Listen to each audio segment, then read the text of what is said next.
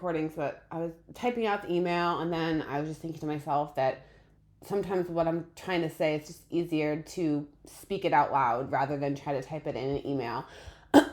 So sorry for the confusion, but what I had meant was that I had originally not taken into account any costs from Ron Johnson because I knew Alessandra was talking to him about a possible trade, and I wasn't sure how concrete that number was, but I knew it was up for negotiation, so I wasn't exactly sure. It sounds like the last time she had been possibly thinking about offering him a booth space, and then possibly $500 of a speaker fee on top of that in exchange for probably for a good handful of programs. So bottom line is that we will have some type of monetary obligation to him. So again, just for showing, where we are, I took one of his programs and I moved it into the budget so that we can see where that would put us.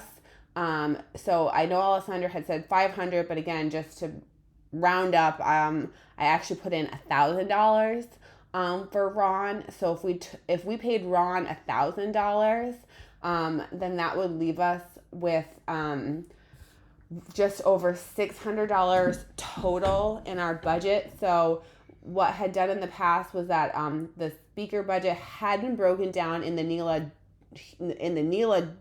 whole NELA general budget had been broken down for fees, hotel, and travel, but it got put in as one line item this year. So the total budget for speakers was $1,500 or $15,000.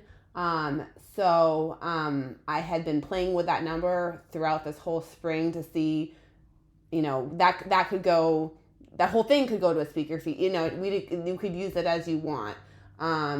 So I then ended up just kind of breaking it up with what I thought might come in, and then based on what we've received so far. And just to be clear, what this is reflecting is if we accepted every single program at face value for what that speaker wants, minus that one program, this one here, the Swoop and Soar, because like I said, she submits something every year. I saw that Bethany had already said definitely no. So I did not include any of her costs into the budget because it's looking like we probably wouldn't accept her.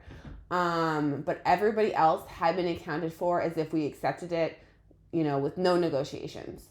And then I now have moved Ron into the budget as if we were going to pay him $1,000. And so with that in there, that leaves us with just over $600 total to put towards whatever we want, travel, hotel, whatever, or more speaker fees.